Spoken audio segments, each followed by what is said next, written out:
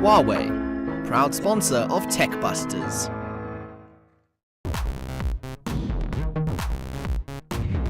It's great having international speakers here, and the caliber is certainly fantastic, but it's also good to hear how local people are doing it. And we don't need to learn from others, we can teach others. And I think what he's telling us is it's okay to go out there and actually teach the world about innovation. What has stood out for you? Stood out for me? Well, lots of stuff around innovation and different ways of working. How are you finding the conference so far? It's great. I'm having fun. I'm learning so much. I also have the opportunity to network with very important stakeholders. So I think it's all thanks to Accenture for putting all of this together. It's been way beyond my expectations. From the onset, I knew the lineup was going to be amazing, but I'm truly enjoying it. What's blown you away so far? So far, I've enjoyed Ludwig and Sebastian and Lisa. So what are you going to take away from this conference? I mean, what are you going to take away and implement in your life, in your corporate life? What are the things that really stand out for you? Well, the few stuff that stand up is actually how you actually implement innovation, because there's a lot of terms and people saying, you need to do this, you need to do that. People think about making complex. So the big thing is that simplicity works as well, so applying that in a simple manner so everyone understands what all these new technologies do and what they're about. I think that's key, because there's so many things now in the world and technology is growing so quickly, but people don't know what to do with it. Sebastian Troon is Vice President at Google. He's also the founder of Google Glass, and he's very much involved in education today, but he's been doing all sorts of technologies along the line. But here at the Accenture Innovation Conference, he inspired us with his vision of the future for education and how important failure is. Sebastian, thank you for joining us.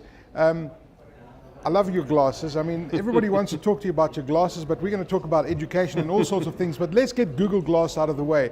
What inspired you to design Google Glass? I always felt that computers are really important, and we are a bit slave to our computers. I mean, we used to have these machines at home, and now we have these machines in the pocket, but they're kind of hard to use. We have to unlock them.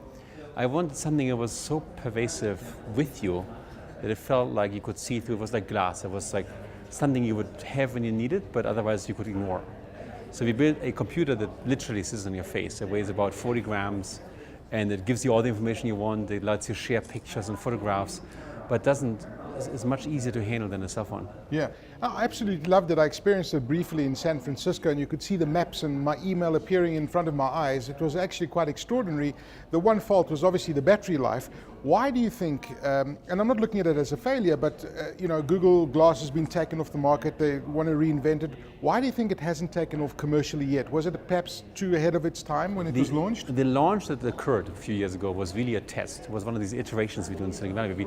We tried something out. We had our first version done. We felt it was good enough to give it to a small number of people to get their feedback. So we sold it to a small number of people in the Explorer program and got their feedback. The feedback was vastly positive, but there's things we want to improve. You've also been involved in the development of the Google self-driving car, which is one of the things that you've seen all over San Francisco on the highways. And it's extraordinary when you look at that and you look, that is where the future of cars are going to be. Tell us a little bit about the Google car. The team is doing phenomenally well right now, and really, Chris Urmson is the team leader right now. Yes. And is really doing a great job building technology for urban driving, for highway driving, and so on. So the prime time isn't quite there yet, but when it's there, it'll be safer than humans can drive and better. I want to talk about Udacity, and I want to talk about education, because that is something that you are very passionate about right now. At Stanford, we should be calling you Professor Troon, but at Stanford you pioneered the first online education, the first online lecture, which I subscribed to all those years ago, and you talked about today about how education is going to be the key role in changing the world that we're living in today, making accessible education to all, because not everybody can afford the Stanfords of the world, and universities need to evolve. They've been left in the past. They haven't evolved, and education is passionate in your heart. I started a company called Udacity, Yes. Audacity without the A, so Yes. udacity.com. And our goal really is to democratize education. We really believe education is a basic human right. And as I travel the world, as I travel Africa, as I travel Asia, I see such a disparity in what education people can even get. It means it's almost like the rich people in places like America and Canada, they get a head start. And the people who are less developed country, less access to the internet, less access to good teachers, are falling behind. And that bugs me. I really believe everybody deserves a chance. So what we've been doing is we put online education available for free for anybody, built by the top companies in the world. Like Silicon Valley top companies are like Salesforce and Google and Cloudera and Facebook. Those companies have teamed up together with us to build a curriculum that basically teaches you what you have to know to be employable in Silicon Valley. So we really want to redefine what a university is. We make it mobile, we have it on tablets, on cell phones. And you can really learn the stuff that the top Silicon Valley companies vouch for is necessary in this day's economy.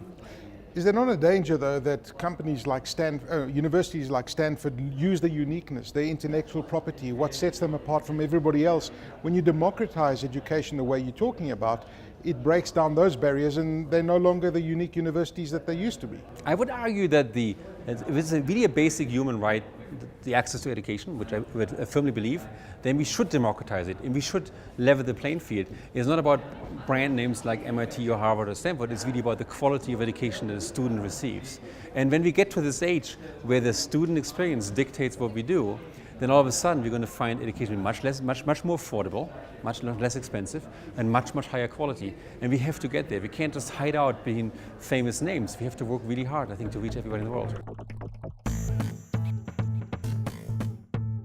Professor Clayton Christensen is the Professor of Business Administration at Harvard, and he's also the author of The Innovator's Dilemma, one of many books. Prof, fantastic to have you in the country. I'm glad you made it here from all the snow. I mean, extraordinary snow that you've had in part of the world. That's right. We've never seen anything like this before. We all would like to move here. How do you define innovation? Innovation is just a deeper understanding of what the customer is trying to do in their lives. And then we figure out a way to solve the problem.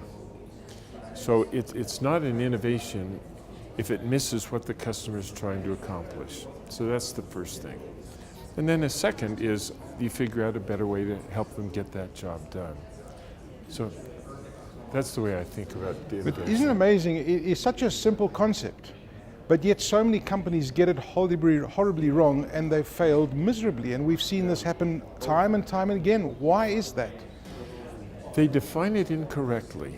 So here I am, Clay Christensen. And as you can see, I have all kinds of characteristics and attributes. Yes. But these characteristics and attributes haven't yet caused me to go out and buy the New York Times today. You know, and there might be a correlation between my characteristics and the propensity to want a product. But they don't cause me. What causes me to buy a product is I have a job that I need to get done. And I need to find something that I can bring into my lives to get the job done. And the bottom line is that understanding the customer is the wrong unit of analysis. We have to understand the job they're trying to get done. And if you understand that, then your innovations are predictably successful. And it's an odd thing that understanding the customer is the wrong way to think about it. Yes. It's the job they're trying to get done. That's the big idea. I mean, Steve Jobs is an extraordinary human being who took a company like Apple and made it partly what it is today. You are certainly one of his influences. And he took what you talk and what you preach about and you put it into practice amongst a whole lot of other things into a formula. But there's a classic company, Apple, that follows the formula that you talk about. That's right. So he didn't ask other people what was going on in the world. He just tried to be very observant. Wherever he went, he's trying to understand, what are they trying to get done? And he was very introspective, and he's trying to think about himself. What am I trying to get done? And then, can I develop something that helps them do the job better? And oddly, understanding yourself might be the best thing to understand as you're trying to be an innovator, because you think about life in a deep way all of the time. Prof, the rate at which technology is moving, I mean, we know that it's outpacing. Every 3 years, it's not the same as what it was, say, 10 years ago.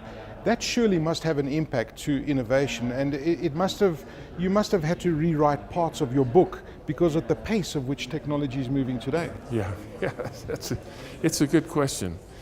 You have to be careful about how you answer that kind of a question, because if you look at the architecture of an innovation, some innovations are interdependent in character, meaning that if you change one thing, you have to change all kinds of other things inside the innovation. And there are others that are modular, that is, how the pieces fit together are standardized. Innovations that occur in the modular world, boy, that is its innovation is increasing at an accelerated pace. Yes. And a smartphone that used an Android operating system as the base are modular, and its innovation is almost going out of control. It's so fast. But interdependent systems aren't accelerating. And the reason why, if you change one thing, you got to change everything. And so you notice that Apple's, the generations of iPhones and so on, don't come out as fast as the people with the modular architectures, because you change one thing, you got to change everything, you know. And there's a lot of the world that is interdependent in character. So innovation, coupled together with technology, these are the factors that are changing the world that we're living in today, and that's the key factors that came out of the Accenture Innovation Conference here in Woodmead.